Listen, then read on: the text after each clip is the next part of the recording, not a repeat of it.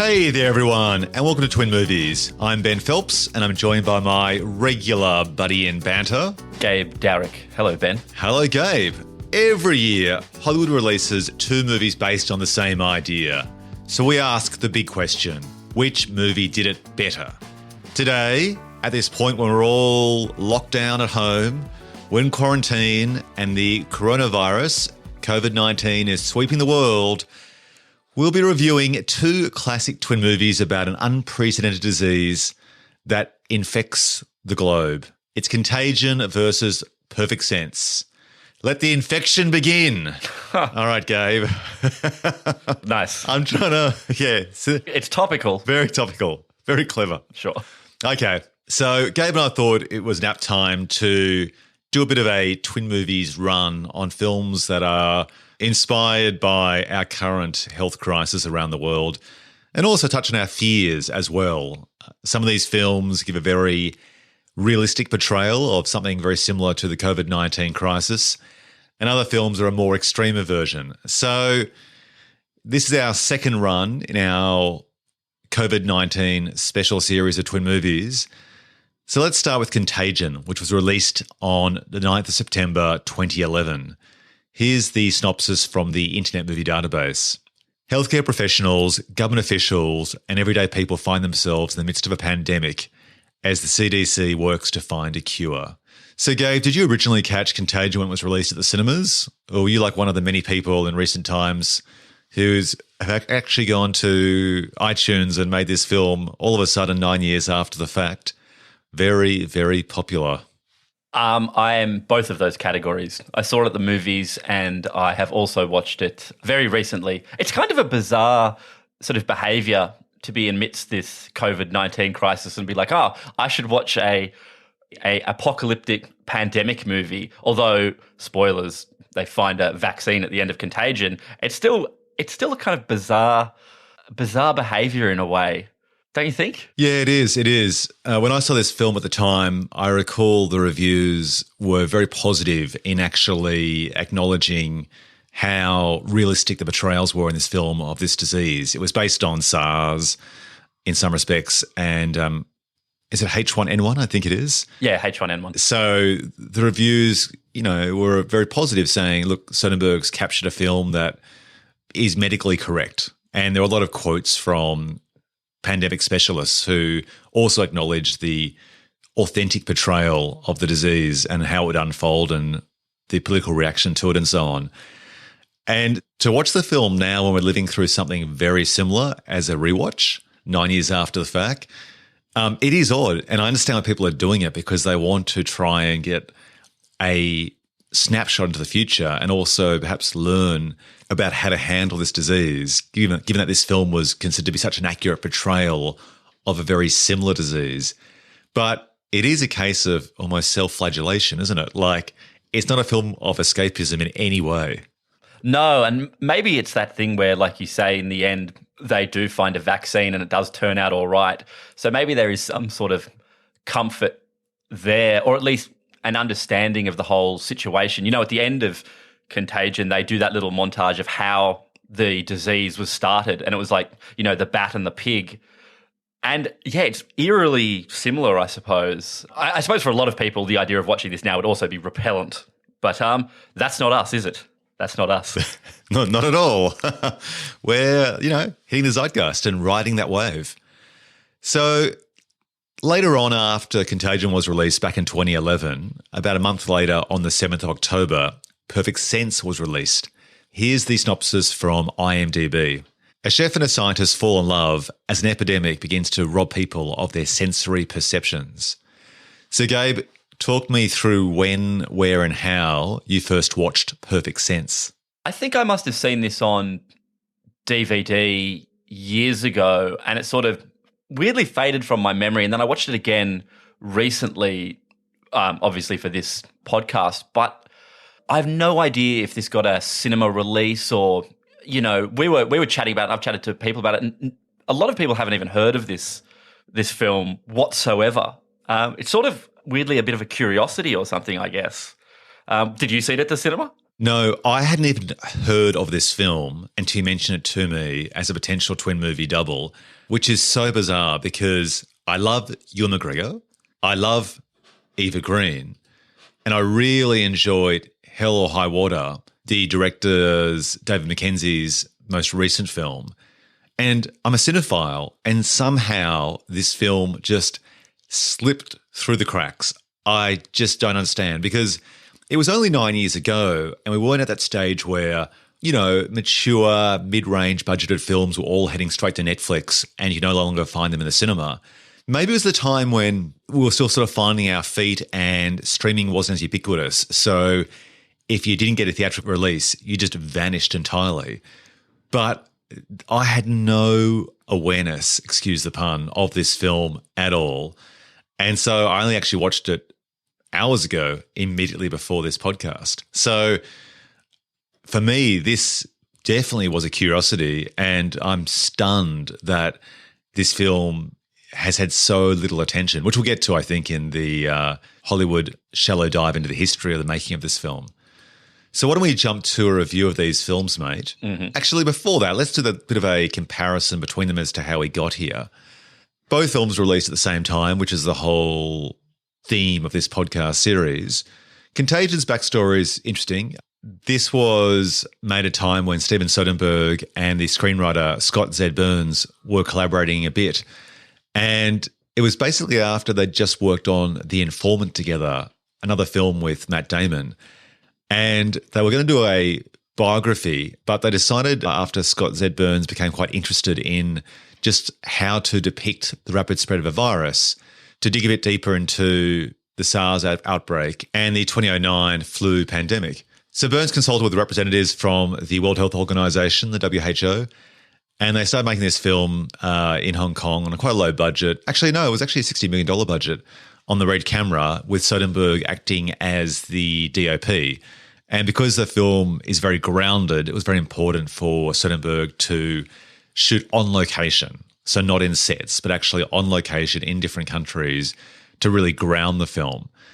I think one of the biggest, most interesting things about this film is that it has aged incredibly well, which we'll get to in our reviews. And one of the reasons for that was the incredible research that Burns spent with experts in the field.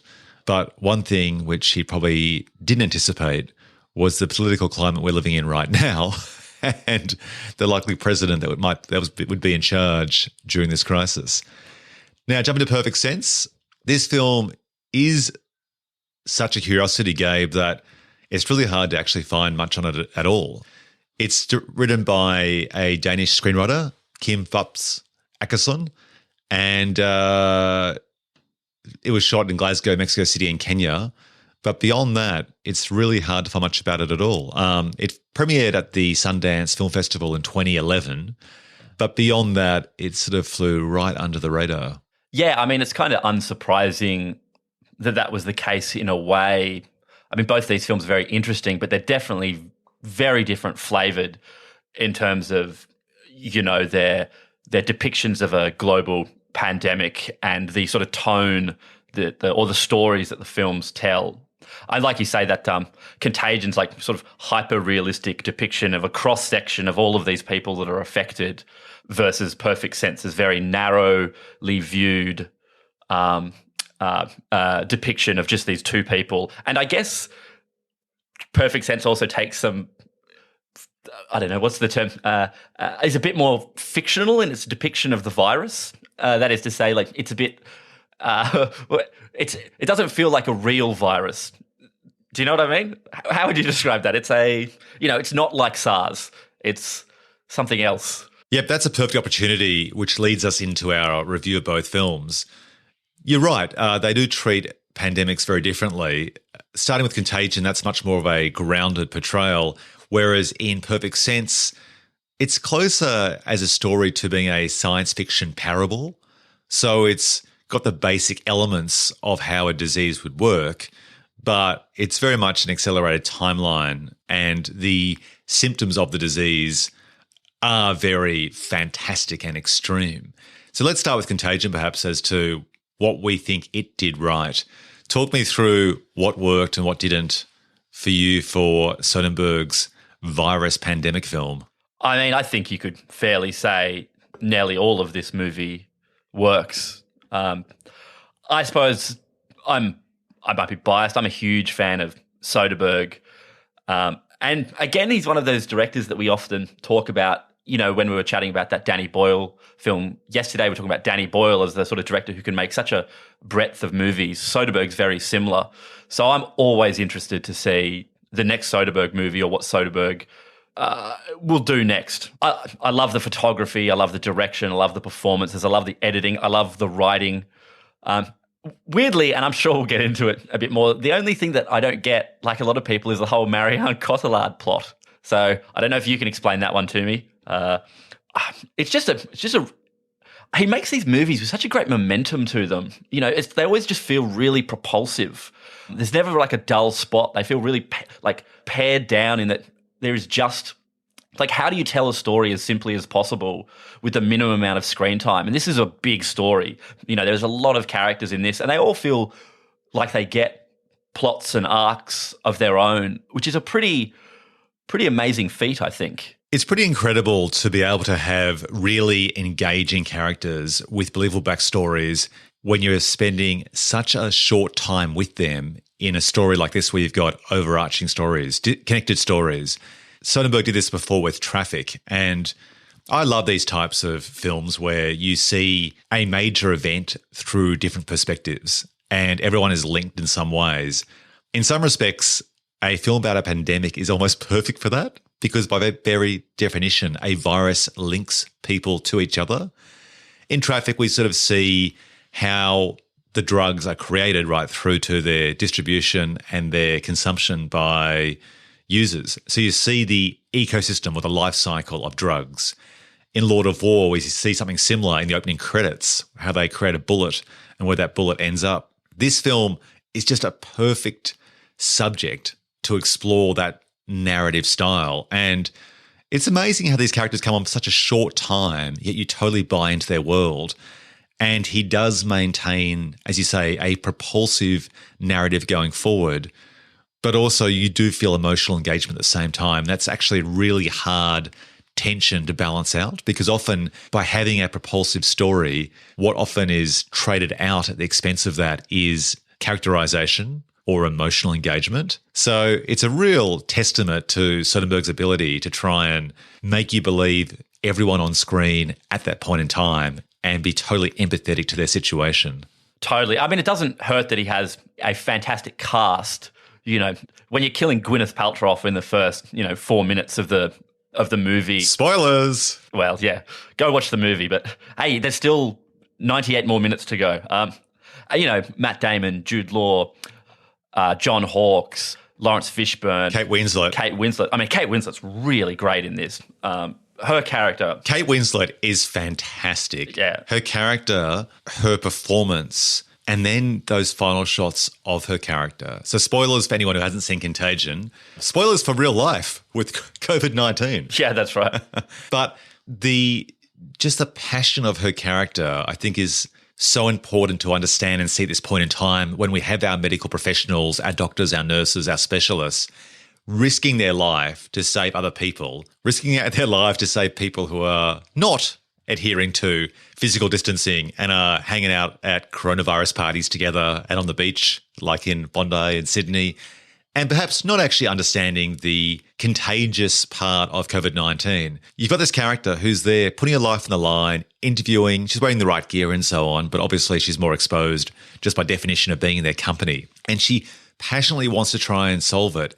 And there's that scene where she wakes up with a cough in a hotel room, and it just breaks your heart because she wakes up coughing, and then you sort of sense at the same speed as she does that she might have actually contracted the disease. And when she goes to the bathroom, it's all on one shot, so you're sort of seeing her anxiety unfold, unedited in real time. And she takes the thermometer, tests her temperature, and you just hear her saying, no, no, no, no, no, no, no, no, no, no, no, no, no. And just that awful realization that she's caught it. And then to the final shot where her colleague, who's dressed in a hazmat suit, is looking down on the ground at her, and she's wrapped in plastic. She's dead. Her eyes are wide open, I think, and her face is behind that plastic. And it's always a really disconcerting feeling to see someone's face behind plastic, because you always think of suffocation, but she's dead. So, of course, the plastic isn't moving, and her face is white, and you can sort of see like the sort of veins in her face. And that's only, 30 minutes into the film? Like, it seems to happen reasonably quickly, maybe 45 minutes into the film. So they've already killed off Paltrow. Now they've killed off Kate Winslet. You're already feeling this sense of dread because this disease does not discriminate between stars that you know and other people. It's just ruthlessly and relentlessly pushing through these countries and spreading at this rapid rate throughout the world. Yeah, it's a really fantastic subversion of, I think, an audience's expectation that her character, Dr. Erin Mears, will be the hero of the story. Because, when we first meet her, she's incredibly proactive and she's, depicted as the smartest woman in the room. She's incredibly knowledgeable. She's very brave. And then the film kills her off. And it creates this sort of wonderful sense of uncertainty, and also that it's not necessarily a movie that will, in inverted commas, play by the rules that you usually expect from this type of movie. Outbreak, that Wolfgang Petersen movie, doesn't kill Rene Russo off 30 minutes in. They make sure to have that sort of sappy love story throughout. And I love Soderbergh for doing that type of thing, I guess. I think it's really bold. It's a bold move. Yeah, I always think about in movies that classic case of the film with Kurt Russell and what's his name? Action star from the 80s. Oh, Seagal. Seagal. Executive Decision, dude. Executive Decision. Great movie. Exactly. And you always reference that film as the film to watch, where they take a star and they subvert the audience's expectations by killing that star off really early on. And this does that twice, which is so gutsy. And I agree. I think that Burns and Soderbergh did a great job of killing off Paltrow. So you think, oh, well, that's the surprise. They can't kill off anyone else. And they kill off the ostensible savior, played by Kate Winslet. It's fantastic. I think it's a really great representation of what would happen in real life. And we're already seeing that same thing unfold around the world right now, where some of these noticeable, influential figureheads of the medical community, the people who are working 80-hour weeks and the people who perhaps are at the front line and discovered the true impact of COVID-19 in real life, have died. It's an absolute tragedy, and that's just one of many examples of what this film gets right in relation to COVID-19. In fact, on that point, tell me what elements of this film really struck home to you that perhaps you wouldn't have noticed as much before this current pandemic in real life, but on rewatching Contagion now, ring true? I think a key one is the first time I watched it, Jude Law's character just seemed like just a semi-stock snake oil salesman, grifter. But looking at the way people have attempted to grift their way through COVID-19, his character, I suppose, suddenly felt particularly resonant. His accent notwithstanding, we'll get to that. But him as a villain suddenly seemed kind of a bit more profound, I suppose. This guy selling, what's it called, forsythia as a cure? Something like that. Yeah, and then, now you read stuff from, I'm not going to name names because they're just scumbags. Although actually, weirdly, I will name one. Gwyneth Paltrow was in this and she founded Goop, and there were some idiot people from her website, Goop. I don't know if this is defamatory and we'll get sued for saying this, who was saying, the coronavirus is no thing and all you need to do is bloody blow tea tree oil up your ass or something. So if that is libelous, you should cut that out, Ben. Well, if they actually were saying that, then that's not libelous. That's just what they said. That's just a factual repeat of what was said. But if that's the case, that's really ironic and weird. I haven't read that myself, but there have been a lot of criticisms made of Goop and a lot of pseudoscience products that they sell. And if that was made, that's so bizarre and ironic, given that this film has Gwyneth Paltrow die off at the very, very start. And this film is so heavily grounded in actual science. Yeah, I mean, I should be clear. I don't think their cure was blowing tea tree oil up your ass. It was something else. But it certainly was a downplaying of the scope of the pandemic and also, pseudoscience. And I suppose that's one of the sort of tragedies of this, the politicization of our times, and something that this movie gets right. There's that scene where Jude Law's walking along the street and there's the posters of him that are sort of alternately depicting him as a savior or as a madman. And I think that's quite interesting. What about you? On that point, Gabe, there have been plenty of claims that many politicians sold shares and profited before the extent of the pandemic was made public. So, as is always the case, unfortunately, someone's always going to profit like a vulture in a time of crisis. In fact, that's the moral conundrum of the lead character, the protagonist in Billions. He profits during 9/11 by apparently something like, selling shares too early or something like that, and makes all of his money from a tragedy. That's happened in real life. So, yep, it's unfortunate, but people are going to be people, particularly in capitalist societies. Totally. And those senators, Kelly Loeffler and Richard Burr, fucking scumbags. I did when this coronavirus thing started, I did happen to think, I should Google, for instance, who is the largest manufacturer of hazmat suits. And I was like, well, is it immoral for me to, sink a bunch of money into Lakeland Industries who make hazmat suits while all the markets are tanking? Their shares are jumping, 22% on a Thursday. But I suppose that's just me, an idiot, a regular idiot, and not someone who's receiving confidential briefings. I think we'll all agree we should have all invested in Zoom before this crisis because... Yeah, that's right. That's one of the few companies that's doing very, very well with video conferencing and people talking to their grandparents over a glass of wine. That's right. And that's one of the things that those senators started buying a lot of, video teleconferencing shares in companies that did that. And I suppose maybe that's one thing that Contagion doesn't have is... it hits all these levels, but maybe it doesn't really get the scope of kind of profiteering that might happen beyond just Jude Law's kind of fringe blogger. Maybe it didn't anticipate that it'd go well beyond that. Well, there are plenty of websites that are doing, what's true, what isn't true, or what is relatable between Contagion and COVID-19. What is unique about the disease in Contagion is that it moves faster than the coronavirus, and also it's more deadly in terms of if you actually contract it, you're more likely to die than not. So I guess the focus of the film being a medical thriller is to essentially keep the focus on the disease, whereas what we're discussing now, which is people profiting from a crisis, is like one more step removed, and that's just another narrative thread in a film which is already a tapestry of different stories.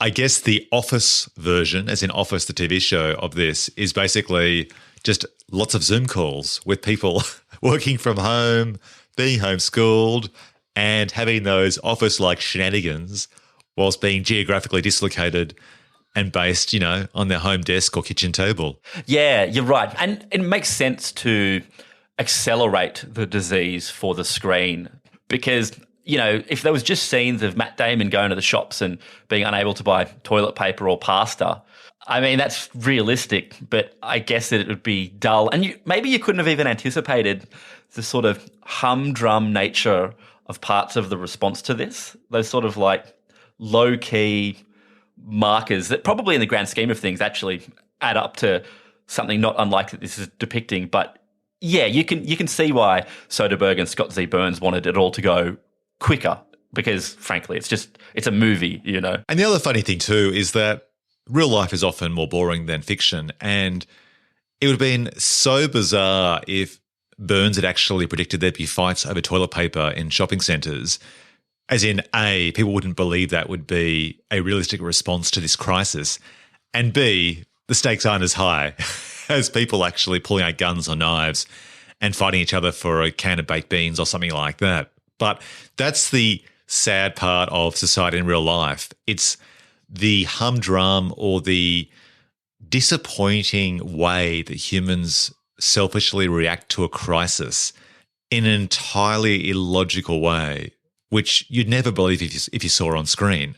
To have people fighting over toilet paper and not water or food is something that you couldn't even put in a script because no one would believe humans would be that stupid as they were panicking during a time like this. No, them fighting over drugs, which happens in the movies, totally, very believable. But I mean, I suppose small details like, Lawrence Fishburne, he does get inside information. He's presented as quite a moral, thoughtful, sort of noble character, but he still, uses that information, that confidential information that he has to warn a few people, which is, gets him removed from command or disciplined later. So there is a nice little bit of sort of moral ambiguity there. And I suppose that is believable. I mean, I don't think anyone would be able to say that if they knew something like that was coming, they wouldn't tell, their wife or child or whatever. Yeah, I really like that storyline with Lawrence Fishburne because it's so realistic, isn't it? Of course, you'd want to tell someone and then you'd say, but don't tell anyone else. And then it's like, okay, well, does his girlfriend tell her parents? Like, where do you contain it? And during this current crisis in real life, we've had this discussion in relation to what would happen in terms of sheltering family if things went totally AWOL. Where do you draw the line? Do you draw the line at your immediate family, at your wife or husband's family, their kids, their parents, their siblings? Like, you're constantly going through this approach of basically having to say, what is my line? So where do I not cross it? If I go to the shops, would I push someone? Would I stand back? Would I stop a fight? Would I start a fight? Like, I think that's the really interesting part in all of these types of films is that it is just holding everyone's feet to the fire to say, what is your moral crossing point? And everyone's is different. And if you increase the stakes, like lack of food or water, then that line moves. So the only character, I suppose, that gets a sort of a plot that I don't quite get, and maybe the short shrift. What is that? Short what? Is it a shift or a thrift? Short shift thrift. Anyway, is Marion Cotillard's character, who seems like she has quite a undeveloped plot, disappears from the movie for a huge amount of time, and kind of, dare I say it, could have been removed entirely from this film. I can't even remember or tell you what her storyline is. Remind me. So she works for does she work for the WHO? Anyway, she goes to China and ends up in a small village and gets kidnapped and then sort of joins with the people who've kidnapped her to boost supplies of the vaccine, but it's all quite unclear. And doesn't relate in any way to the main storyline at all. No. Like, it's off to the side, and while she's there, they don't have her locked down in some sort of basement lab to try and find a cure. She's just there ostensibly hanging out with the village. And basically she's there, I think, as essentially a bargaining tool, not actually to do her job of trying to find the cure. Is that right? Yeah, that's right, because they're going to trade her for the vaccine, and then she ends up, as I guess a sort of twist, you realise that she has allowed herself to be used as a bargaining chip and she jumps out of the van or whatever. But I don't even remember if she has a scene with any of the other characters in the film, or I don't know. It's just a strange plot. And I guess the storytelling is so minimal that it requires quite a lot of inference or something. And that's the one thing, I suppose, in the script that doesn't quite work for me. In a film that's so lean and so fast and well told, I just don't know why did they keep it because it was Marion Cotillard, Perhaps they did, and also but because it actually provides a juxtaposition with the moral conundrum faced by Lawrence Fishburne. So the other guy who kidnaps her, he goes one step further. He doesn't just share information. He actually takes a captive, and he's a good guy the way he's portrayed initially, the way he's characterized, but essentially a good guy will do bad things. In this case, it's for the better good of his village when forced to, even though ordinarily he'd be a law-abiding international diplomat himself. Yeah. And I mean, him, the actor who plays him, Chin Han, he's good in the role, and Marion Cotillard is, she's good in her role. I guess just as a plot that maybe was the one thing that didn't work for me. I mean, what about you? Was there anything else in the film that didn't quite land for you? No, everything landed. For me, actually, it was a case that things landed harder. Right. So the hand washing, the shots of someone coughing, then going onto a train, then walking up the stairs and putting their hand on the handrail, and then going to the shops and handling a jar of pickles and then paying with money, and then the card gets swiped. I love that stuff. It's a bit like a virus micro version of The Red Violin or those types of films where you follow an object as it goes through different people's hands. And as I mentioned earlier, it's particularly poignant when it's a virus. And when we're in a world right now where we're told to wash our hands for 20 seconds routinely, to go outside and to distance ourselves and to minimize contact and exposure, this film, it's funny because watching it 9 years ago, I don't think I would have actually really appreciated the ease of transmission. Soderbergh does a great job of showing you how it happens and he sells it. But now when I've actually experienced the way that the coronavirus is spreading and the way to minimize the spread and to ensure you don't actually have it on your hands, that carries so much more weight now. Yeah. Also, too, hearing someone cough, the very first shots where you see Gwyneth Paltrow in the airport and she's flirting with, I think it's like an ex-lover that she may or may not have disconnected with whilst overseas, away from her husband and family. And she kind of coughs once, just a little cough, and we hear someone else cough in the background.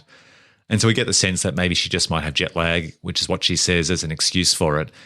But that now is just, it sort of invokes a sense of dread, which I wouldn't have had before, because if you're outside now or at the shops and you hear someone cough or sneeze, you can't tell me you don't react much more than you would have beforehand, right? Oh, big time. Fun fact, I think the man on the other end of that telephone call is voiced by Soderbergh himself as the man she's having an affair with. Also, you talked about those movies like Red Violin that follow a thing. A big shout out to 1993's $20. Nice.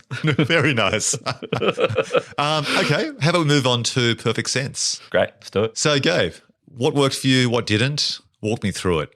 I don't know if it's because I watched this amidst this coronavirus thing, but I found this film much, much more, I guess, moving than the first time I watched it, or that I remember the first time I watched it. This is a very different flavour, like we said, to Contagion, but in a way, the filmmaking has some stuff in common that I think it's quite an adventurously made movie.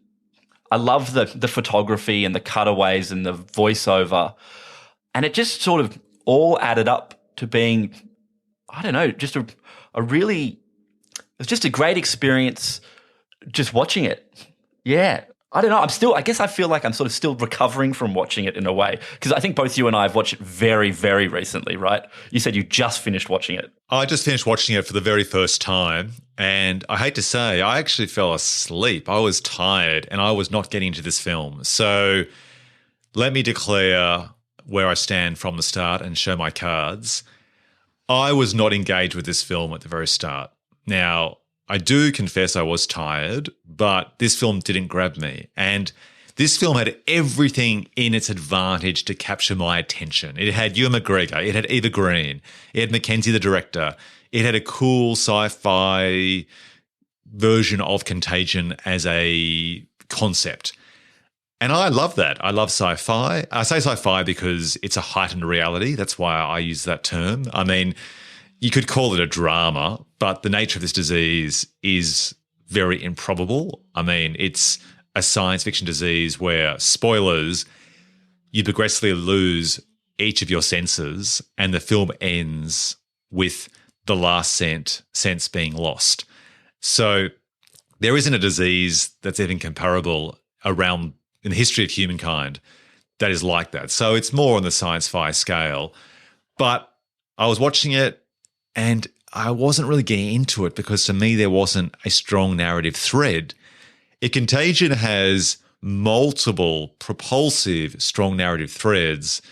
This one I would say is much more meandering, and it's actually closer to being a romantic drama, really, than a analysis of infection. Is that fair to say? Oh, I would say that it's absolutely a romantic drama, not an analysis of infection whatsoever. I mean, this film, I guess, is not really concerned whatsoever about the mechanics of the way it's spread or finding a cure. And although Eva Green plays a scientist, that's not really a plot that matters.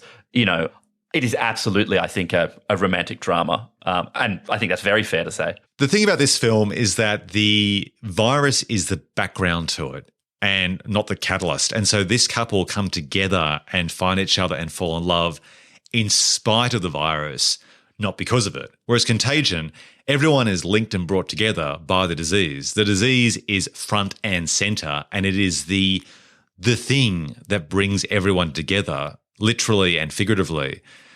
In Perfect Sense, it's a case that can this couple who have just met each other form a relationship and sustain a relationship and build a relationship when they are losing their senses one by one and the world is increasingly falling into anarchy?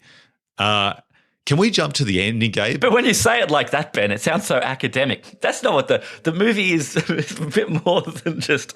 Look, I would say, Ben, your log lining of it is both accurate but ruthless. Well, let me put it this way.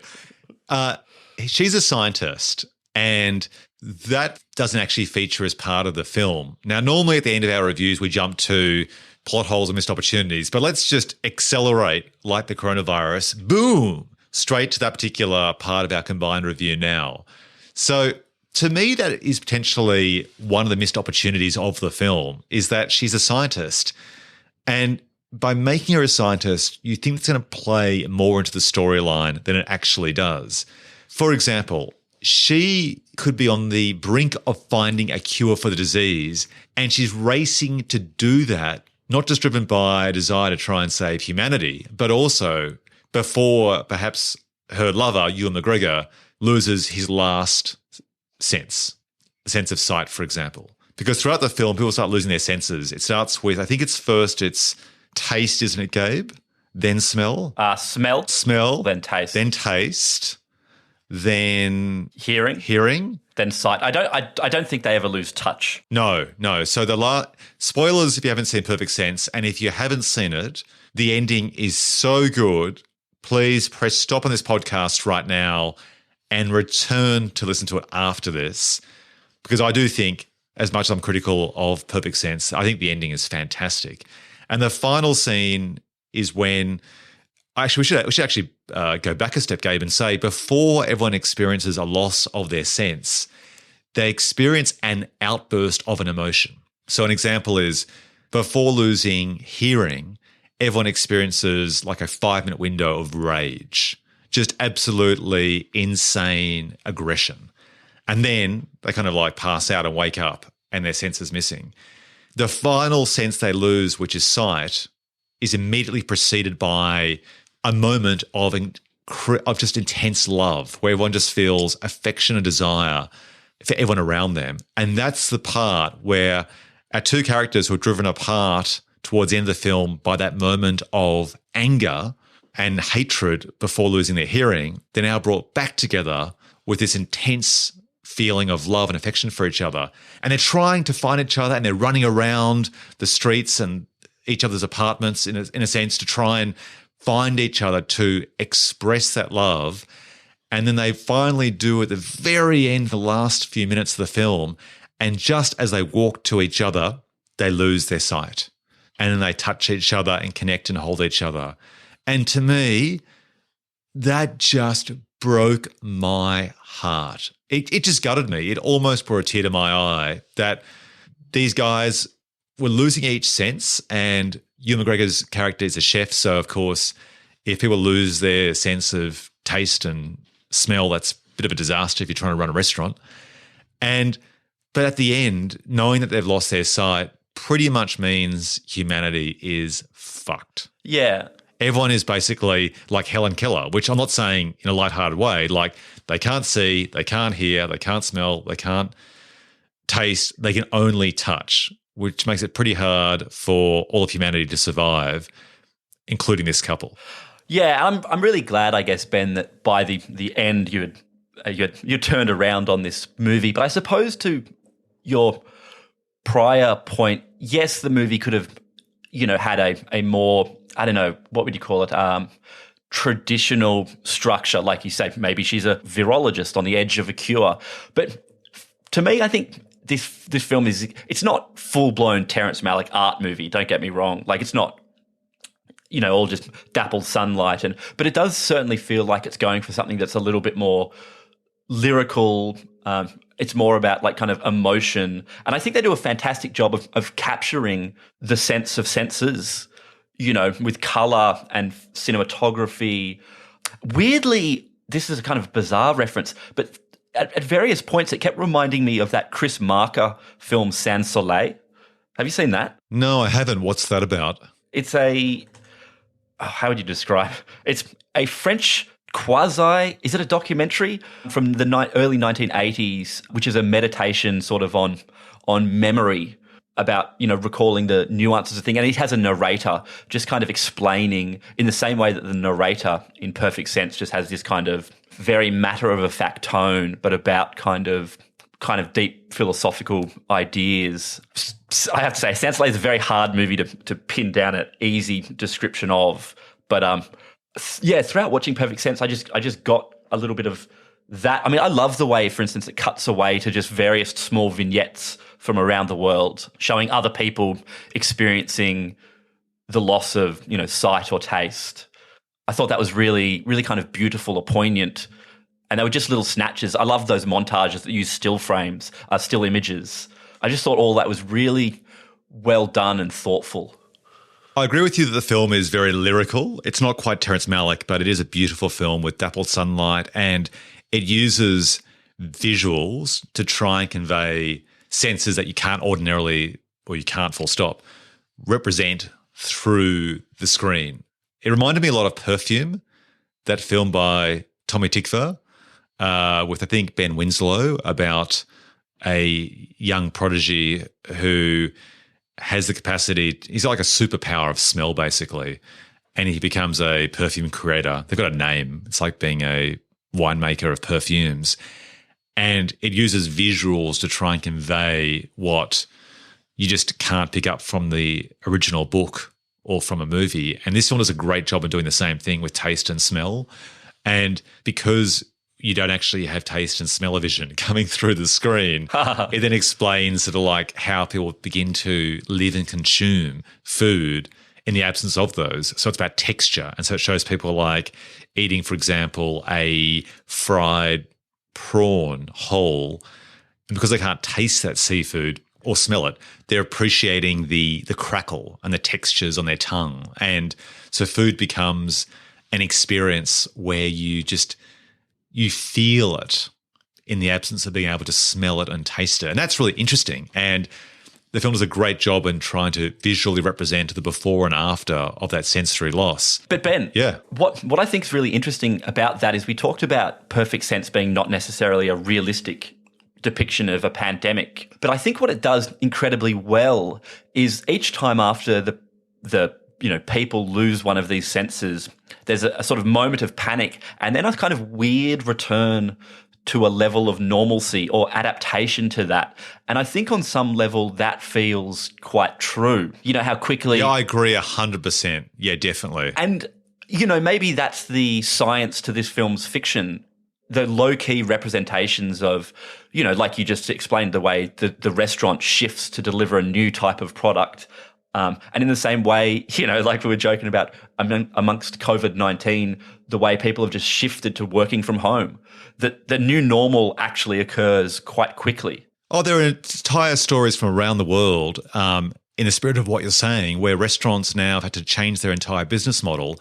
And only this morning I was reading about this restaurant that's a two-hat restaurant in Western Australia, and they just can't package their food. And in the words of the owner and the head chef, they can't do Uber Eats style delivery because their food isn't designed to sit in a paper bag on the back of someone's bike.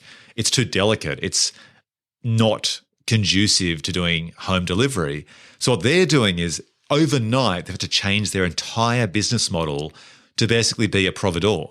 So they're basically now providing the ingredients to their meals, which they used, a bit like HelloFresh really, to people at home. Or they're making one of their complicated meals, but sort of half making it. So making it up until the baking stage and then delivering it to you. And all you've got to do at that stage is to put it in the oven on 180 degrees and let it cook for 50 minutes. And that way you get the same fresh meal that they would deliver in a restaurant, albeit with them doing half the work beforehand.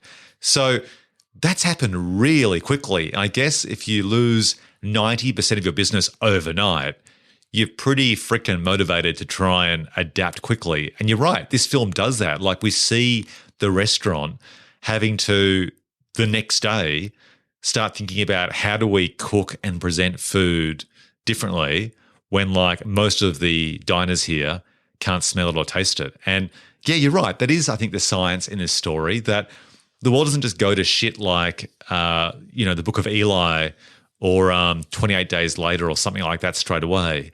People have to pay the bills, pay the landlord, pay for their assets, and so they just quickly adapt and try together holistically as a society, as a community, keep things going as much as they possibly can.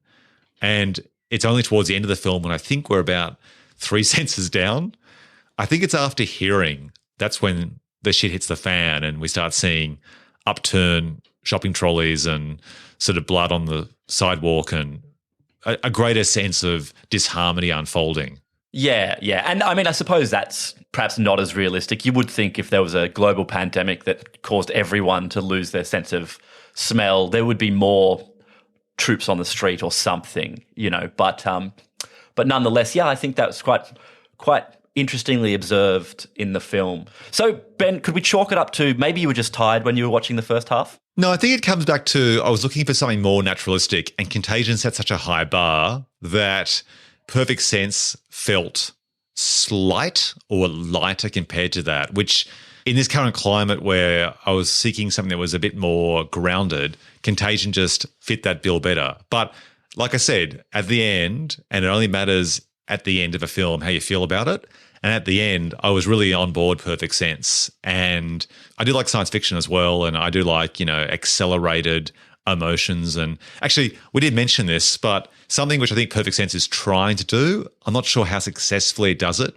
I'd say partially, is in each of those moments where you have an emotional reaction before the loss of a sense, they're arguably like the peak times in a relationship, but amplified. So in any relationship, people have affection, they argue, they have sex, they miss people, and all those things are experienced in this tiny window of time. So if you start dating someone and all of a sudden they're swearing at you and dropping the C-bomb and so on, that to many people in dysfunctional relationships or in a really bad fight in a good relationship might happen 1, 2 years, 3 years later. But in this situation, they're basically experiencing a rapid relationship occurring in a compressed period of time. And that's a pretty cool idea. I think they could have done a bit more with that, but I like that idea that that's probably why they get to the loving point faster, because of those emotional reactions coming out. Interesting. All right, let's kind of tie a bow on it. But before we do, were there any interesting observations in terms of coincidence or ripoff? And which film do you think is aged better in the last 9 years? Well, I mean, I think Contagion probably feels more prescient. But I think this is, for me, a great example of, sometimes you want hamburger and sometimes you want steak. Although I'm not sure which film is the hamburger and which is the steak. They're just different flavors. Yeah, I agree. These films are great to compare in this fun little podcast in terms of having similar ideas, but they are different. They're not trying to be like each other. And they're just taking a very different lens to the idea of a devastating pandemic, but seeing it with a different perspective. And so I think they work differently than each other. For me, Contagion is the film I enjoyed watching more the second time.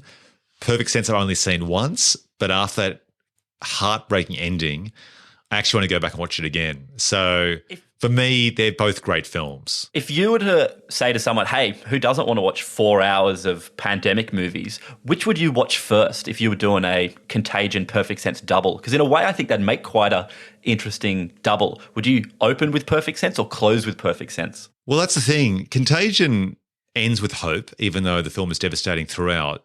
At the end, they discover a cure. So at least it's more uplifting in a sense. Like you could actually translate that to your real life and think, oh, okay, like we'll get through this.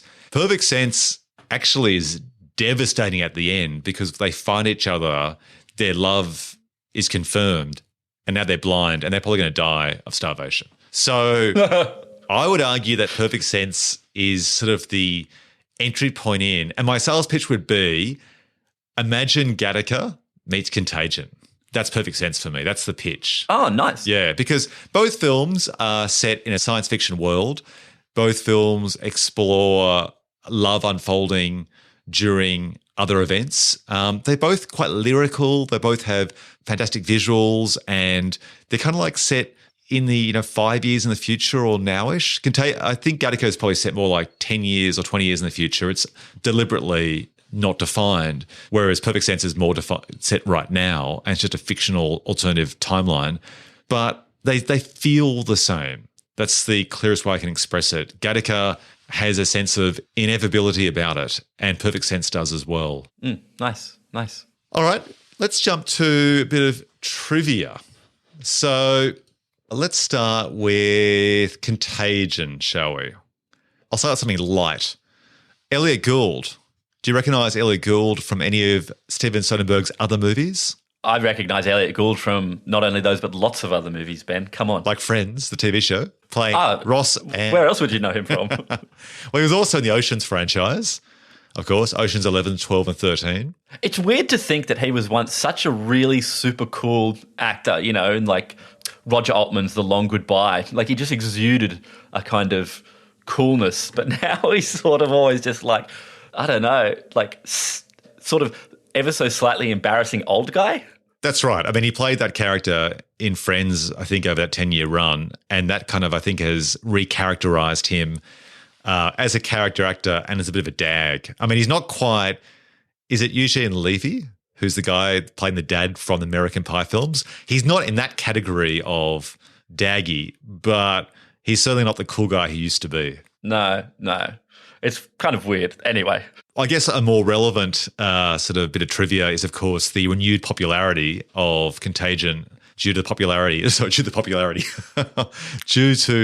current events with the coronavirus pandemic, because both diseases are quite similar.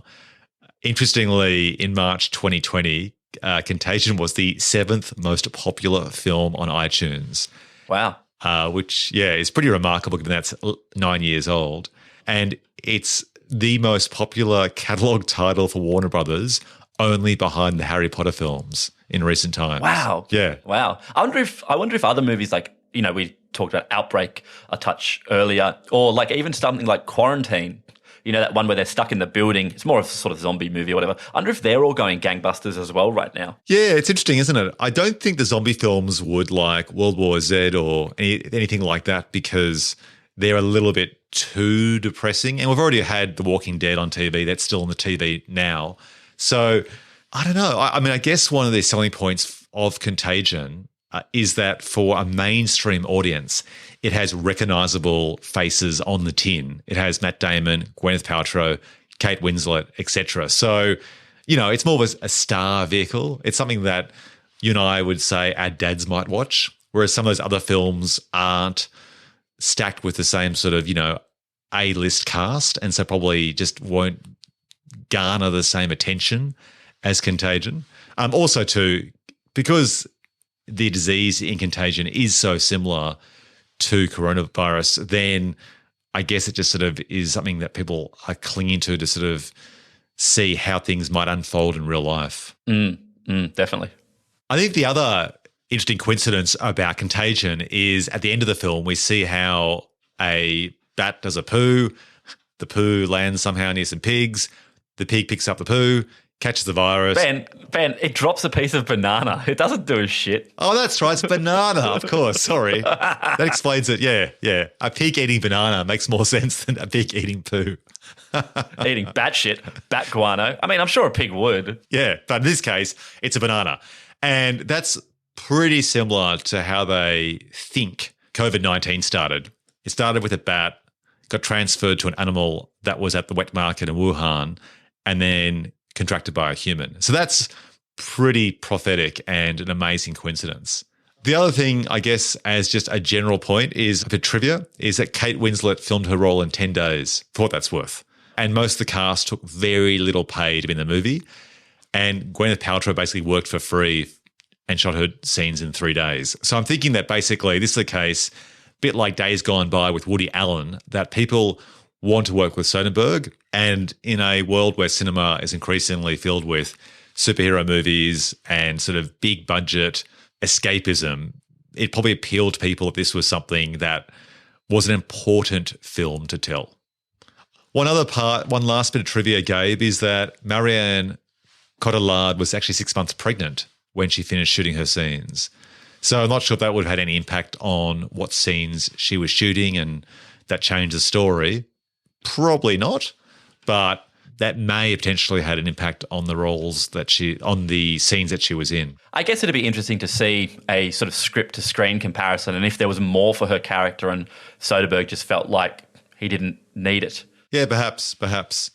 There is one last bit of trivia which you will love. Oh, hit me. The fake head of Gwyneth Paltrow okay. that was used for the autopsy scene was originally created for the movie Seven back in 1995, but was never used. No way. Yeah. I don't, really? Yeah. That's awesome. That's great. That is awesome, right? Very nice. I mean, that is quite a disgusting scene in Contagion when they sort of autopsy her and peel her scalp back. I mean, to Gwyneth's credit, she has a very, very unglamorous role in this, doesn't she? Yeah, she looks, I guess, good in the sense that she's sort of wearing makeup and is dressed up in the flashback scenes to the casino and the airport. But for most of the film, she's made to look pretty terrible on purpose because she's contracted the disease. Her skin's translucent. We can see veins and bruises. And then we see that scene of her dead at the end. It's pretty disconcerting. Well, that's a nice bit of trivia. I'm gonna pass that one on, the old fake head. And I'm glad they didn't use it in Seven. So everyone wins. Let's jump to Perfect Sense trivia. So there's this great scene when they lose their taste and they're in the bath together, both Ewan McGregor and Eva Green, and they start consuming cleaning products. Like he's actually licking some shaving cream off her, and then they start eating a bar of soap, which I think is a really interesting representation as to how they can't taste or feel this in any way. For what it's worth, that bar of soap was actually white chocolate, and so was the shaving cream. Yeah, I mean, makes sense, right? Yeah, totally. But there's a later montage where everyone just starts gorging themselves on food. And I did think to myself, yeah, you can't taste it, but surely it's going to wreck your guts. I mean, eating a bar of soap probably, isn't going to be the most pleasant experience 5 minutes or 5 hours later. And you're sitting in a bath. Yeah, exactly. No, it can't be very good at all. The only other remaining facts, of course, in terms of casting and stuff is that Ewan McGregor starred in Young Adam back in 2003 for director David Mackenzie.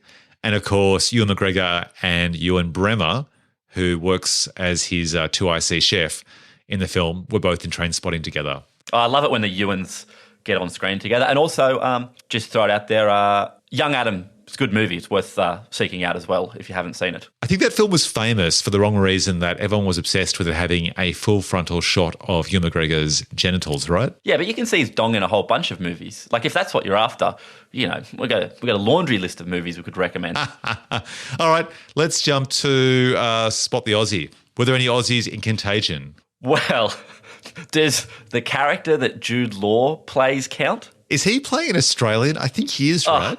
Fuck, this is one of the most egregious accents. Let's say that for the awards. I feel that's going to be a contender for the Nicolas Cage award, right? Do we want to? Okay, we'll talk about it then. But oh my god, all right. And were there any Aussies in Perfect Sense? I can't think of any. Yeah, I don't think I spotted. Is this a no Aussie double? I think it is. All right, let's jump to marketing methodology, madness, and missteps. It appears that both films were released in pretty conventional ways.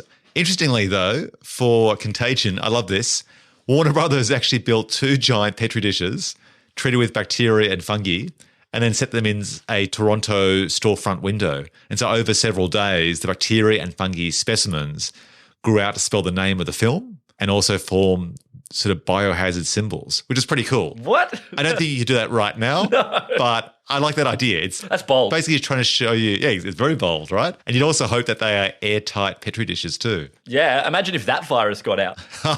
Exactly. All right, let's jump to the box office. So which movie was the box office champ? Have a guess. Oh, well, surely it's Contagion, right? Yep, Contagion was made in a budget of $60 million US. It did $75.5 million domestically in the US and another $61 million internationally for a worldwide total of $136.5 million. Whereas, in comparison, this is terrible. Perfect Sense made only $3,000 US in the US and another $930,000 internationally for a worldwide total of $933,500.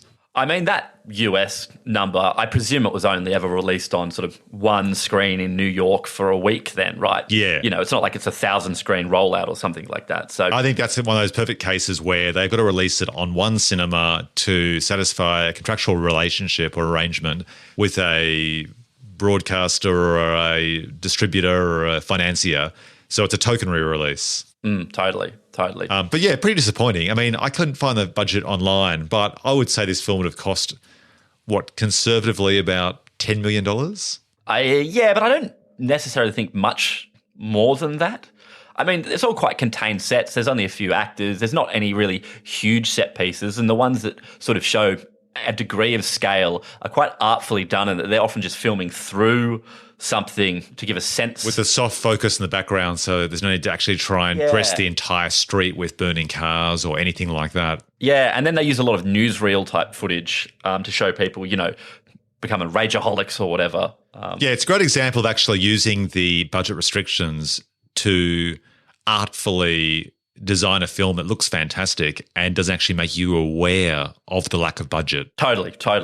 All right, let's jump to Rotten Tomatoes. So have a guess. Which movie impressed the critics?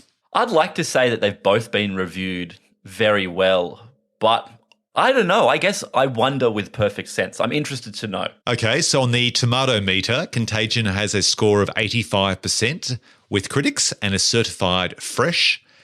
In contrast, Perfect Sense scored 57% with critics. So surprisingly low, I thought, for that film.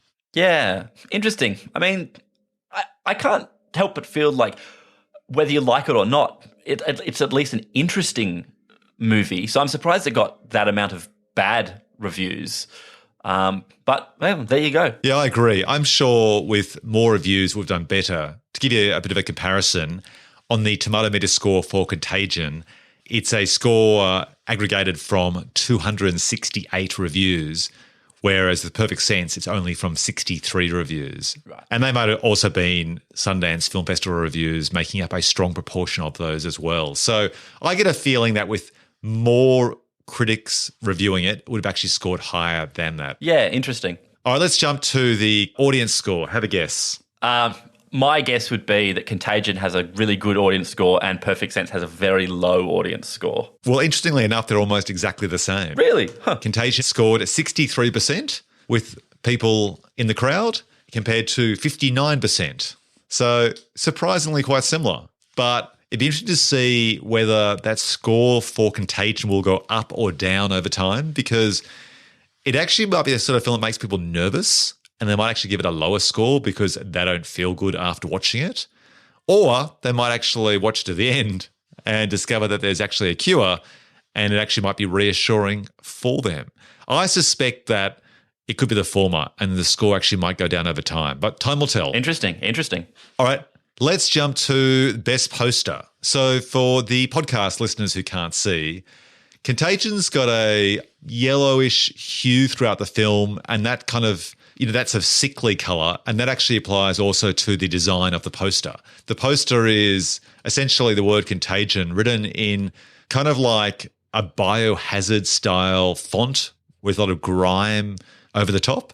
And one of the posters actually has a photo of Gwyneth Paltrow's dead face in the right bottom corner, eyes wide open. Yeah. Like, it's quite disturbing. Like, so it's all those shots they have of the cast, which ordinarily you'd use to try and promote the film. Except here, she looks goddamn awful because she's dead on the poster. Yeah, totally. I'm really surprised her and her reps okayed that one. But good on them for doing that. Because that's a real kind of haunting image, I suppose, in an otherwise it's a dull poster. It's just a bunch of heads of people looking like they're in the midst of doing something, but it's not a particularly exciting piece of artwork. Well, speaking of not exciting artwork, the poster of Perfect Sense is terrible. Terrible. So to describe it to the audience listening, it's basically just a side-on profile shot of Ewan McGregor kissing or about to kiss Eva Green with then like a dark red border, their names, and Perfect Sense. It tells you nothing about the film. It is the most uninteresting poster I think we have possibly described during this podcast series. What do you think? Yeah, it's quite awful, isn't it? I mean, at least with Contagion, they're just, they're shots of the actors' heads. But like you say, with the font, the treatment of the font, and at least what they're doing, you get a sense of, I get what this movie is about. But this one, you would have no idea that this was a romantic drama set against the backdrop of a sort of science fiction premise. I guess you'd just think it's about them smooching. Even the title makes no sense within the context of this poster. It's really bad. I don't know why they went with this. Yeah, it's absolutely awful. I mean, I don't think the film failed necessarily because of the poster, but this poster certainly wouldn't have drawn anyone into the audience at all. It's terrible. I think the other interesting thing about it is we should actually discuss the best title. So first of all, I think we agree that the winner for the best poster goes definitely to Contagion, right? Yes. Now, title. Let's do the best title here. I'm going with Contagion because I think Perfect Sense is trying to be clever with the title, but it doesn't tell me enough about the film from the title. And maybe the combination of it and the poster are a double whammy. But what are your thoughts for the best title winner? Oh, I mean, Contagion, hands down. I know we joke about it does what's on the tin, but it's an evocative title that you go, oh, that sounds like an interesting movie. Yeah, I don't love the title Perfect Sense. I mean, I think it would be a really hard movie to come up with a title for. I wonder if they filled a whiteboard with options because it's not such a straight down the line movie. But yeah, Contagion. Contagion's a great title. Yeah, I mean, in defense of the producers of Perfect Sense, it is actually a hard concept to visually represent as a poster and also as a title. Like, it's a great concept for a film, but it's a very hard idea to express visually. So it's not an excuse, but it's a reason. All right, let's jump to the Bill Fleck Big Break Award. So just like Billy Bob and Ben Affleck, who jumped from indie films into the Hollywood big time, who got their big break in these twin movies, starting with Contagion? Well, I don't know. It's a pretty star-studded cast. It's not like I've got a nominee. Oh, do you? Okay. Dimitri Martin, the comedian, playing a doctor.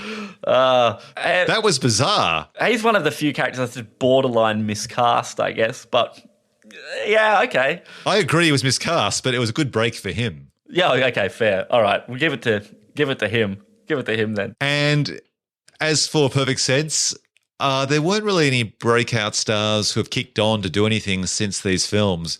If anything, it was actually a lot of faces we'd seen before. So, I don't know, maybe one of those rabbits that escaped from the lab at the end was that was their big opportunity for a close-up. Breakout, I get it. Well done. Well done. All right, so I'm going to give it to Dimitri. Okay. All right, let's go to the Before They Were Famous award, or the Blink and You'll Miss Them award. So Contagion, I actually had here, knowing that this was in 2011, not long after Breaking Bad, I had Bryan Cranston down. Oh, yeah, interesting. So had he done more than 1 or 2 seasons of Breaking Bad by this I point? think he'd done like 2. And of course, he was on that TV show beforehand with that annoying kid. But he wasn't the Bryan Cranston that we know now. So it was kind of like a before he was famous as a movie star. Yeah, okay. Okay, fair. How about Perfect Sense? Well, I don't know. Again, it's a tough one, isn't it? No one really jumps out, do they? They're all pretty established beforehand. No, and it's quite a small cast, isn't it? Yeah. All right, I reckon by default, Brian gets it. Cranston. All right. Next, the Tommy Lee Jones Showstealer Award, named after the iconic performance from Tommy Lee in The Fugitive. So who stole the show despite being in a small or poorly written role? Now, do we say this has to be somewhat scenery chewing? No, that's the Nicolas Cage Award later on. Okay. Yes, very good. All right, let's start with Contagion. There's one guy in this who I think does a lot with a little. Okay, I think I know who you're going to say. Shall we, on 3, we'll both say the name? Yeah, okay, all right. All right. Do we say it? Do we say 3 then the name, or do we? 1, 2, 3, name. Okay, all right. Okay. So this is Contagion. This is the award for the person who did a lot with a little. All right. The Tommy Lee Jones Showstealer Award. Okay. All right. Shall you count or shall I count? I'll count. All right. 1, 2, 3. John Hawkes. Nice. Snap. Totally. How good is he? Yeah, he's good in every role he's in. I mean, he does something very similar in a film that you and I love, which is Michael Mann's Miami Vice, where he appears at the start for about 5 minutes. And he's so captivating. He's fantastic. And same thing here. Like, he just evokes sympathy. And for anyone who doesn't know who we're talking about, he's the guy in the 2012 film, I think it is, called The Sessions, where he plays a character who has an iron lung and essentially sees a sex therapist. He was also in Winter's Bone, I think, and he's often been cast in roles where he's playing, I guess you'd say, a hick, something like that. Yeah, or Martha Macy May Marlene, where he plays the very charismatic cult leader. He's great in Lincoln in a small role. He's just, whenever he turns up, he just really elevates it. Small Town Crime, he's good in. 3 Billboards Outside Ebbing, Missouri. He's basically one of those iconic character actors, isn't he? Yeah, I mean Deadwood. He was in Deadwood as what's the bloke from Justified? Timothy Oliphant's business partner. Yeah. He's so good. All right, and in Perfect Sense, again, small cast, so no one really there. So I think Woodsy gets it. Hawksy gets it. I was going to say, should we do it on 3 for Perfect Sense and just see what anyone says? Yeah, no one. All right. No, give it to Hawks. All right, John Hawkes, the Tommy Lee Jones Showstealer Award is coming your way when careers are up and running and back to normal. Let's jump to the Dustin Diamond Award. We got to change that name. Can we just call it the Mickey Rourke Award? Oh, Mickey. I asked to be called the Dustin Diamond. I think it's a lark, but it's so stupid. All right, so you want to rename the award from now on again as the Mickey Rourke? Yes. Okay, so what's it been so far? It's changed names quite a few times. Oh, I can't remember. We've had a lot of stupid ones because I'm continually trying to out-stupid myself. But let's just call it the Mickey Rourke Award for now. So walk me through why you want to change it to Mickey Rourke. Well, Mickey Rourke's sort of trashed his career a number of times. Probably arguably he's trashed it more than John Travolta, hasn't he? And managed to come back. But he hasn't been back for a while now, has he? No, he's due. He's due. Okay. He's due. Well, for the listeners who aren't familiar with Mickey Rourke's filmography, let's just talk through really quickly the 2 or 3 highlights of his career. And that might be not necessarily artistic, but also like what he's famous for. Go. Well, I mean, early in his career, things like Angel Heart and Wild Orchid, when he was sort of a really young, handsome actor, Year of the Dragon, Pope of Greenwich Village, Rumblefish, Diner, Barfly. And then he sort of became a professional boxer, got his face beat a little bit, disappeared for a while, turned up in just sort of... Had lots of plastic surgery to try and repair his smashed up face. Yeah, totally. And then he came back. He exploded back onto the scene with what, like... The Wrestler? The Wrestler, Sin City, Domino, Man on Fire. Iron Man 2? Iron Man, yeah, to a lesser extent, Iron Man 2. But he made his money. Like, he was so popular with those indie films. Like, The Wrestler, I think he was nominated for an Oscar, or the film certainly was. Oh, yeah, he was. Which then means he got a big paycheck for Iron Man 2. But then apparently was such a weirdo during the filming of that, it kind of then crushed his ongoing, casting in big budget Hollywood films. And then now he's gone back to, now he's just back to just sort of very niche DTV movies, I think. All right. Well, it's now known as the Mickey Rourke Award. So let's start with Contagion. Who hasn't made the most of their opportunities since that film? Enrico Colantoni? Who's that? I don't know. Can I tell you who I think should be nominated for this one? Yeah. Yeah, is it Enrico Colantoni? I can't find his name straight away, but he's that fantastic actor who is talking to all of the criminals in The Dark Knight, the Batman film, on the TV. And in this film, in Contagion, he's the one that actually kidnaps Marianne Cotillard.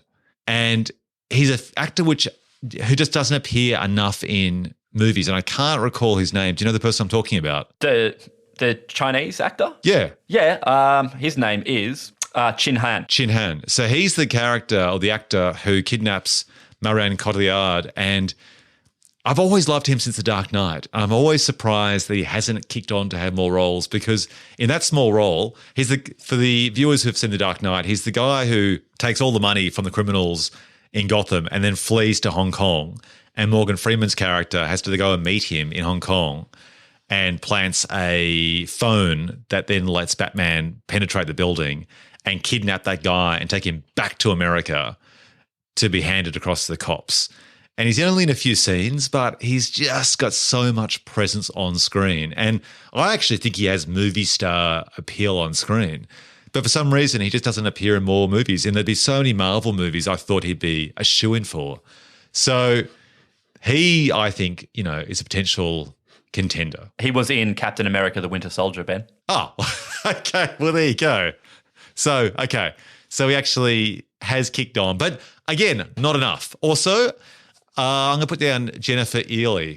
Oh, she's great. She's brilliant. Like, she was in this film around the same time as The Hurt Locker. No, not The Hurt Locker. Zero Dark 30. Zero Dark 30. Yeah, she's the sort of CIA base chief in Zero Dark 30. She's very good in that too. Actually, I'm going to put her down as my nominee for this one because I think she's spectacular and isn't in enough films at all. All right, I'll co-sponsor that. Okay, and Perfect Sense? Well... Again, small cast, so... I love it when Ewan Bremer turns up in things. Okay. All right. I've got him down for an award later on. Okay. Well, we'll share him around then. Give it to Jennifer Ely. Jennifer gets it. Okay. Next award is the Winner Chicken Dinner Award. So who came out on top in each of these movies, either in front of the camera or behind, starting with Contagion? Well, surely someone has to win it from Contagion anyway. I mean, given Perfect Sense's record, I guess no one really came out on top from that. So... Contagion, Soderbergh? Yep. Scott Z. Burns? I had Scott Z. Burns down. I think in the history books, this film will actually have aged better given its resurgence during this pandemic. And given how prophetic it is, that's a testament to his research, anticipating what would actually happen in a real-life crisis. So the film, I think, has lasted and left a better legacy than it had before COVID-19. So... I don't know, as someone who's basically got out a crystal ball and predicted so much about where we are right now, I've got him as my chicken dinner or my winner chicken dinner award winner so far. And Perfect Sense, because that film didn't really catch on with anyone in terms of awards or anyone leveraging it for another opportunity, then I could nominate anyone at all. So I've got Scott Z. Burns just by default as the winner. Yeah, I think you're right. Contagion is certainly both the high point of his collaboration with Soderbergh and potentially on his, very impressive resume. So give it to Scott Z. Burns, not to be confused with Scott X. Burns or Scott W. Burns or, all the other Scott Burnses out there that need to be differentiated. Or Mr. Burns from The Simpsons. Well, there you go. Mr. Burns, indeed. All right, Scotty gets it. Let's jump to the Best Dialogue Award. So what's your favourite quote, starting with Contagion? I can jump in first if you want. All right, what have you got? There's a great quote by Dr. Ellis, which is, someone doesn't have to weaponise the bird flu. The birds are doing that. I love that. That's great. Yeah, that's great. I also like somewhere in the world, the wrong pig met up with the wrong bat. And I suppose that just speaks to the sort of chaotic nature of the way a disease like this can just be born. Yeah, that's right. There's no rhyme or reason. It's just luck or bad luck. Yeah. I also love Dr. Ian Sussman's disparaging comment, Alan, which is blogging is not writing. It's graffiti with punctuation. Oh, that's great. What about it's a bad day to be a rhesus monkey? That's great. I like it. Also, there's a great one, which is when they're trying to convey the seriousness of it.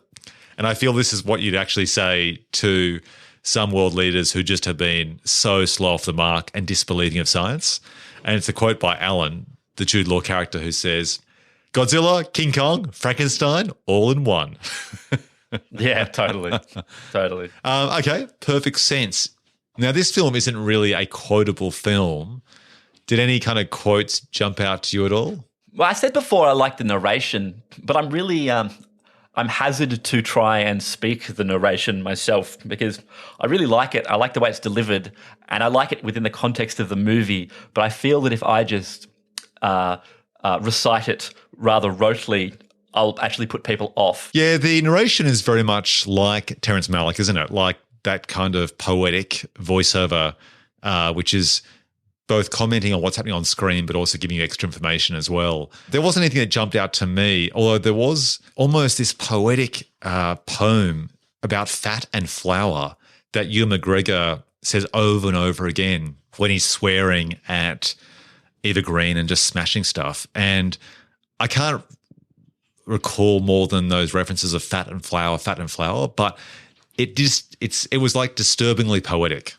I'd like to listen to it again, actually. All right, I'm going to give it to Contagion just because there were simply more quotable lines. Fair enough. All right, next, the Nicolas Cage Chewing the Scenery Award. So I think we know the winner or the nominee from Contagion. It's got to be, should we do the count of three again? No, yeah, okay. 1, 2, 3. Jude Law. Fuck, what is he doing? I don't know. I mean, so he's playing Australian, is that right?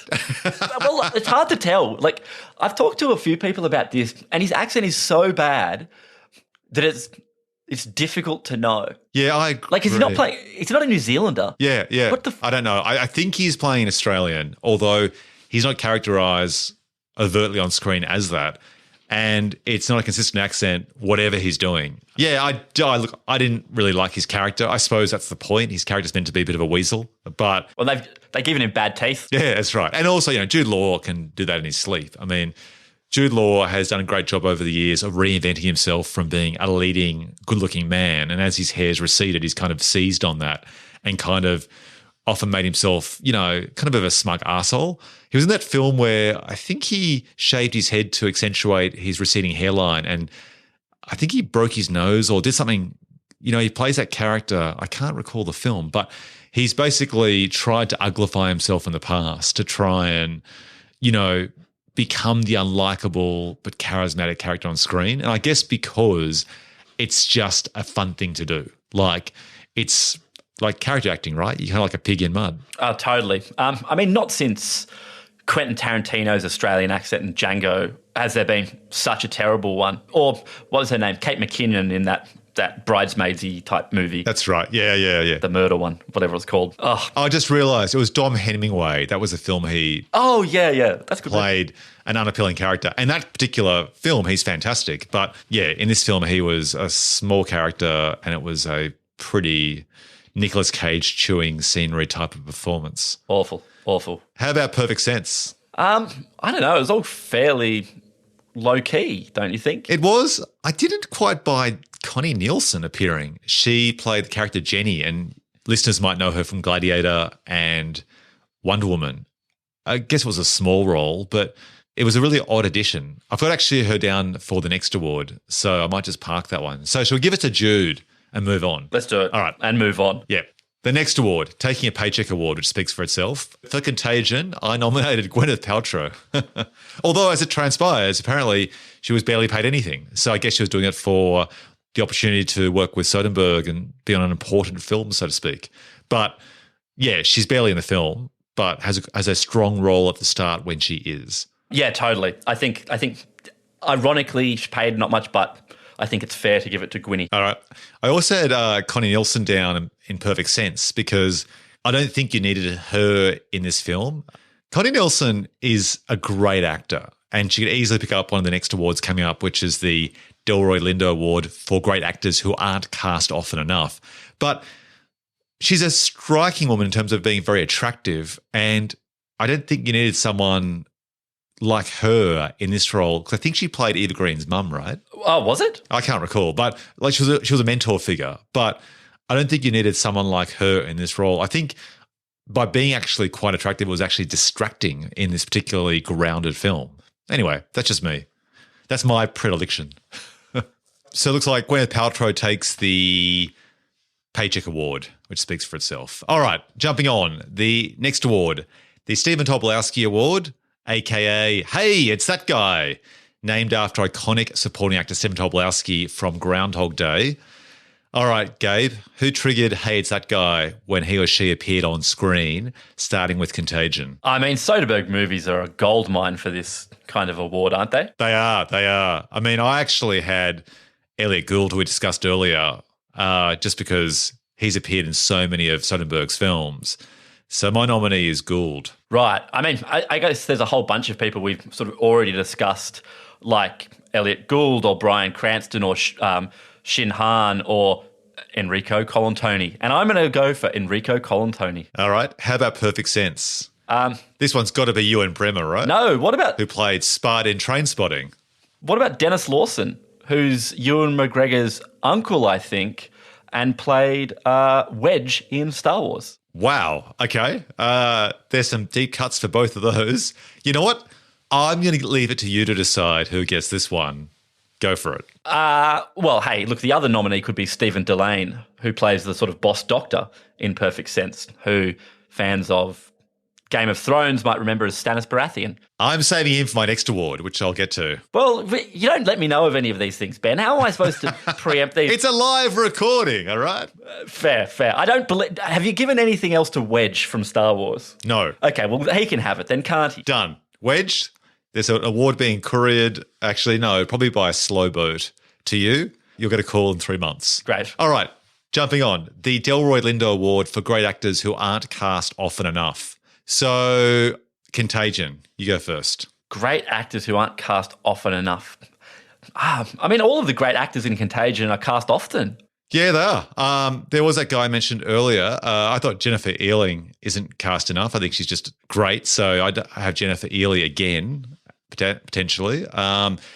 Perfect Sense, Stephen Delane. You mentioned him earlier from Game of Thrones, but also he is awesome, absolutely kick-ass in Tony Scott's Spy Game with Robert Redford and Brad Pitt. So remind me, in that, does he play the sort of antagonistic CIA officer who's against Redford? I can't quite remember. You nailed it, yep. Right. He does a good American accent. Yeah, really good accent. He's great. Like, he's a really captivating antagonist. What else has he been in? He's in that Anton Fuqua King Arthur playing Merlin. Yeah, exactly. He's one of those actors who, will never be a leading man.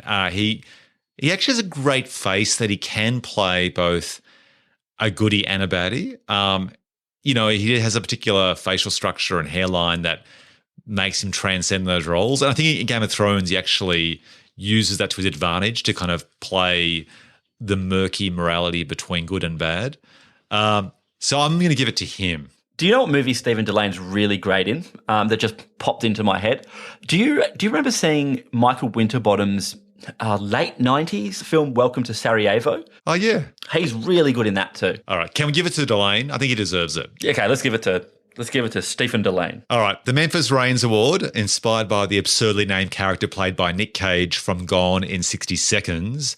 Gabe, who steals the cake, if anyone, in these very grounded films? I only had just one out of both films, and that was Alan Crumpyweedy.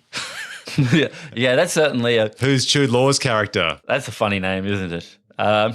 There's not... I guess movies that try and set themselves in very real worlds often don't have hilariously awesome names, and Perfect Sense doesn't even try.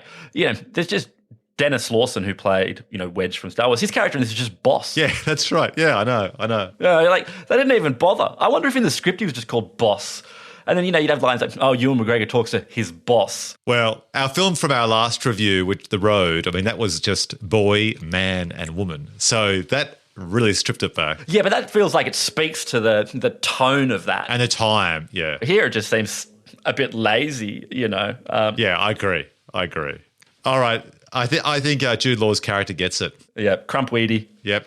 All right. The Memento Award, named for moments you completely forgot about until you rewatch these movies. Contagion. I mean, I guess I didn't forget about them, but like you said earlier, just the stuff about people constantly touching things. But I love that scene where Kate Winslet breaks down how many times you touch your face. And I also feel like that R0 scene where she explains what the R0 number is feels particularly resonant now. And maybe when I first watched it, that scene sort of breezed by, but I felt myself this time really paying attention to it. What about you? Yeah, I agree precisely with those examples. And as for Perfect Sense, I can't comment because I watched it for the first time. But for you, did anything kind of resonate differently on the rewatch? Yeah, weirdly, the whole thing, because I didn't have a huge memory of the film, I guess, and particularly the tone and style of the movie. I didn't remember it being quite that stylized. So I'm giving it to the entirety of Perfect Sense. Oh, wow. Okay. In that case, look, I'm going to nominate Contagion here. Are you nominating Perfect Sense? Because that's a pretty big call. Yeah. But how are you going to beat the entirety of Perfect Sense? You can't. Yeah, okay. It's a dead rubber. So no one's taking home that award. All right. Last award, or it's been known as the Die Hard Award, and we'll keep that name for now. But if imitation is the ultimate form of flattery, did either of these movies leave a legacy by inspiring a crop of clones? So not yet, but I think just based on COVID-19, they'll all be copying not Contagion or Perfect Sense, but there will be many films called COVID-19, coronavirus, et cetera, going forward. What do you think? It makes sense, right? Yeah, totally. I mean, these aren't... Screenwriters are at home. Screenwriters are bored. That's right. They're looking out their window going... But, I mean, neither of these movies, by the same token, are the first films about this. I mean, have you seen Andromeda Strain, for instance? Exactly, yeah. And then the remake with Will Smith called Legend? No, that's a different movie, dude. That's I Am Legend. What are you talking about? I thought they were the same story... repurposed. No, I Am Legend. No. I Am Legend, the book, is what the basis of Will Smith's I Am Legend is. Ah, right. Andromeda Strain. Look, if you haven't seen Andromeda Strain, it's really great. And it was remade, I think, as a TV series or something. Gotcha. But it's it's mostly contained just within a laboratory as three scientists try and find a cure to a particularly deadly virus. I think it's based on a book by Michael Crichton. Yeah, and directed by Robert Wise. Anyway, it's really great from 1971. So I'd recommend that. Nice tip.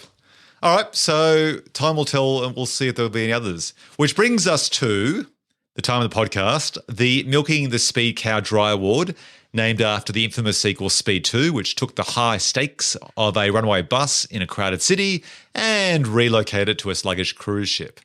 Imagine this. Gabe, we've got an opportunity here.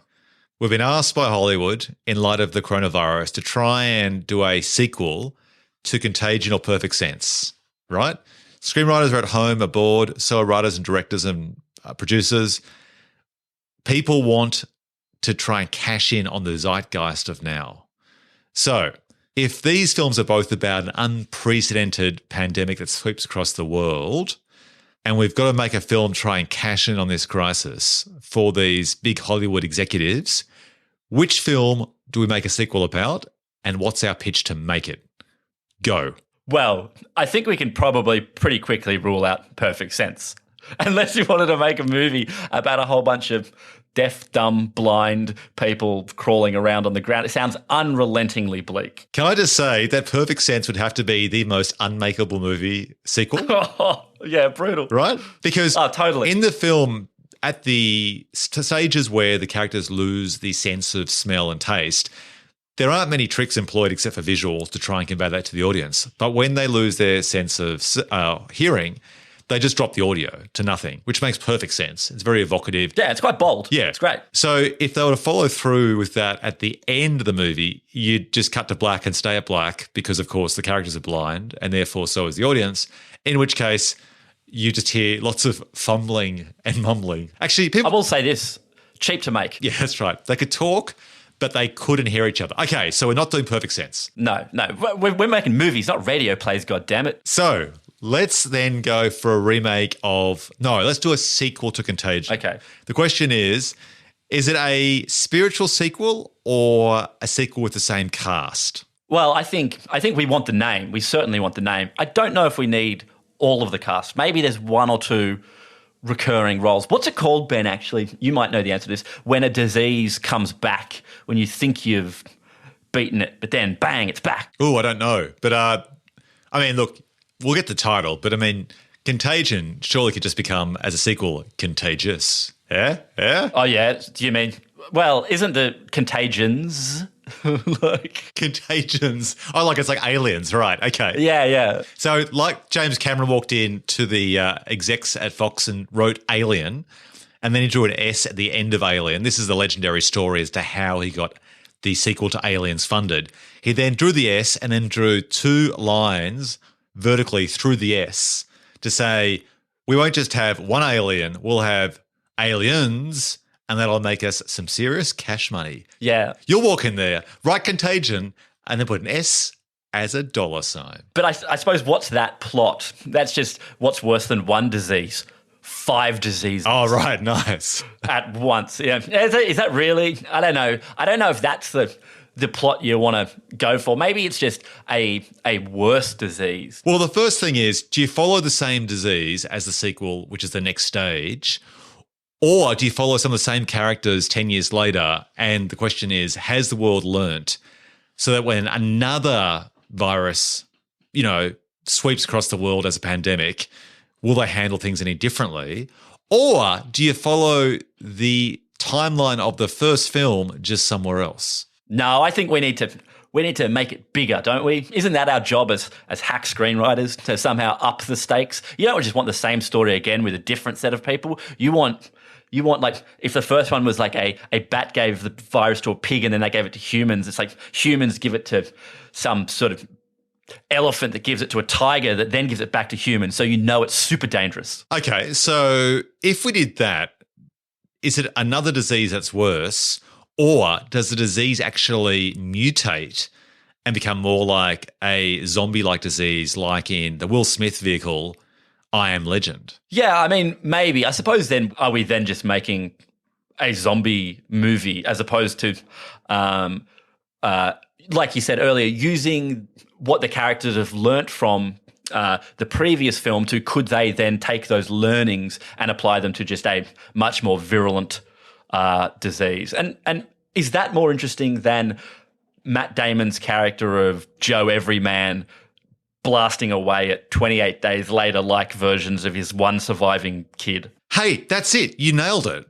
Matt Damon, he is an every guy, but he's not, because it's revealed in Contagion that he actually is immune to it.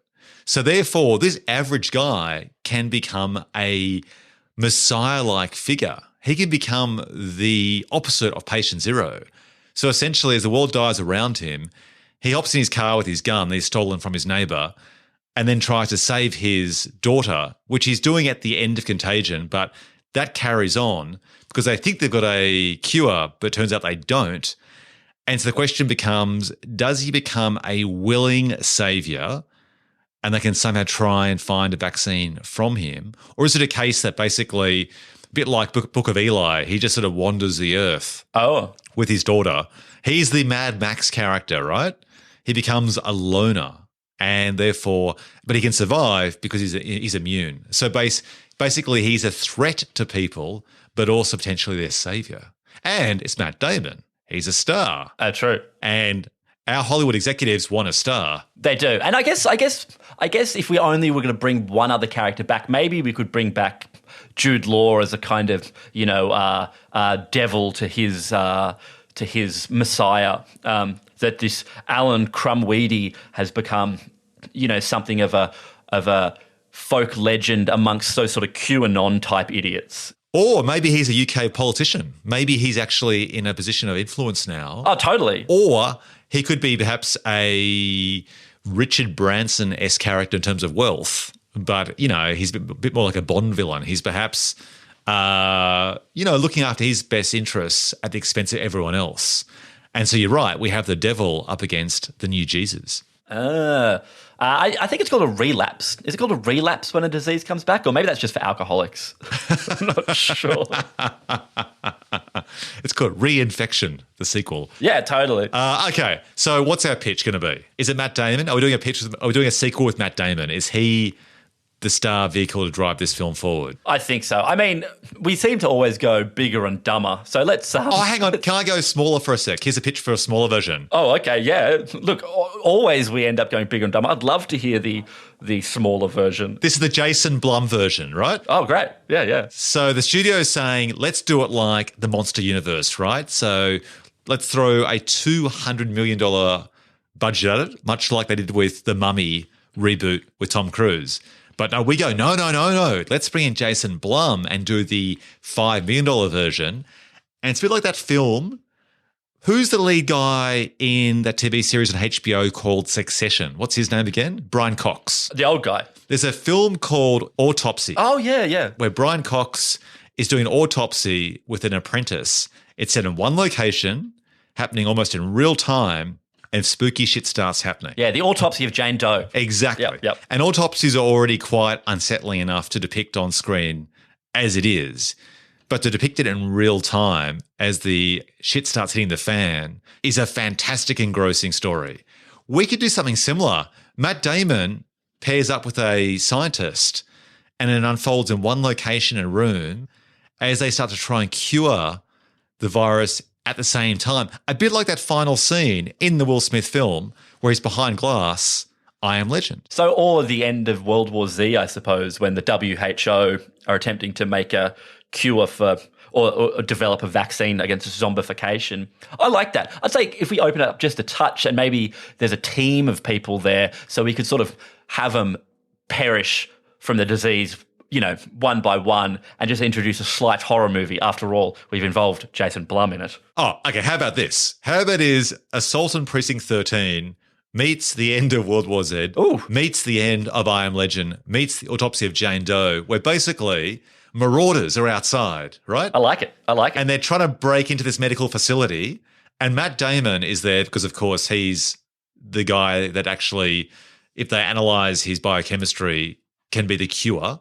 And he's there with someone like Jennifer Ehle, who we've always said should be cast more, right? Great. I'm there. I'm feeling this. She now feels guilt because in Contagion, the first film, she thought she'd discovered the cure. She was so confident in that film, Soderbergh's original film, she injected herself and put her life on the line to try and fast track this cure to this pandemic. Unfortunately, it transpires she failed. So now she's a cross to bear and she must get it right this time.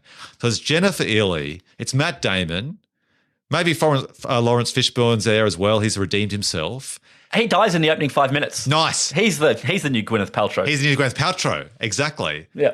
And so then basically they have a window of, say, 72 hours or 5 days to try and find the cure before the marauders, much like a zombie film, or Assault on Precinct 13, break in. I like it. And even though they're trying to save humanity, the people on the outside don't know that. And people are dying one by one, either because of the virus or perhaps because they go outside and get killed by the marauders. And at the very end of the film, perhaps they do find the cure just as the marauders break in like zombies and kill them, ironically. I like it. Truly, it is Contagions. So what's our title going to be to this sequel? Probably not Contagion 2 Relapse. It could be Contagious. Or it could be Contagion - Keep on Trucking. Contagion. Hold on. What are some funny Contagion puns? It could be Contagion 2 Still Contagious. I mean, Look, we could just do the classic Hollywood thing, which Blum did with Halloween, and just call it Contagion. All right, done. Not even give it a new one. Just go, bang, it's Contagion. It's been 9 years, people. That's a lifetime. Exactly. And that is how you make a sequel to Contagion called Contagion. I like it. All right, Gabe, that brings us to the end of the show. A big thanks to our awesome sound editor, Sam Hayward, for making this episode sound so awesome. Gabe, where can listeners find more of your work and musings this week? I guess just on Twitter, at Gabe Dowrick. And I'll be locked at home, quarantine, rocking backwards and forwards as at Ben Phelps on Twitter and Instagram and youtube.com/Ben Phelps. And you can find all of my podcasts, including Twin Movies, in the usual places like Apple Podcasts, Spotify, and Google Podcasts, which now has a dedicated Apple app. All right, thanks for listening, folks, and we hope you enjoy the show. Stay safe, stay healthy, take care, and stay tuned for another Twin Movies battle very soon. See you, Gabe. See you, Ben. Stay indoors.